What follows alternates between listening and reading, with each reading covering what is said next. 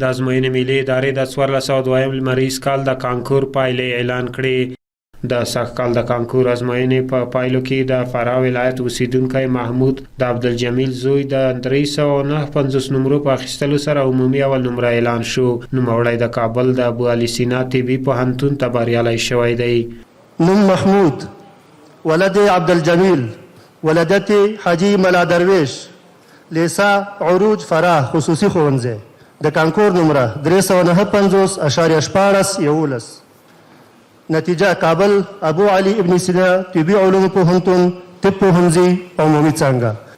په هیواد کې له مکاتبو نیولې تر پوهنتونونو پورې، له دارالحفاظونو نیولې بیا تر لویو دیني جامعاتو پورې، ټول مراکز نه یوازې چې تر پخوا فعال شوي بلکې مکیف شوي او قوي شوي دي.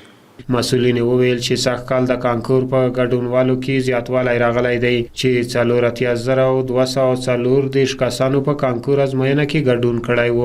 تیر کال زموږ په کانکور کې 45850 کسانو ګډون دا کړی او سږکال 48240 کسانو ګډون دا کړی.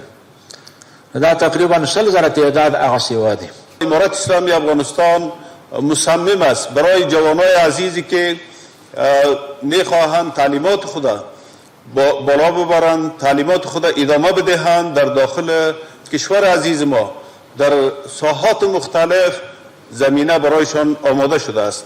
حتی این سال انشالله ما در تحصیلات عالی معاشات کادری استادا الحمدلله به حد کافی بالا برده شده است. موږ د تعلیمي بهیر کې هم مثبت بدلونونه وینو.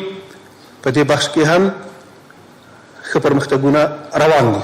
در این مرکز رسانه ها ما به عنوان برنامه ساختیم به همراه یک مؤسسه هموطن بمان که به همراه جرمنی ها الحمدلله روی از این کار جریان داره، یعنی به خارج نرو، همینجا برای تو کار هست.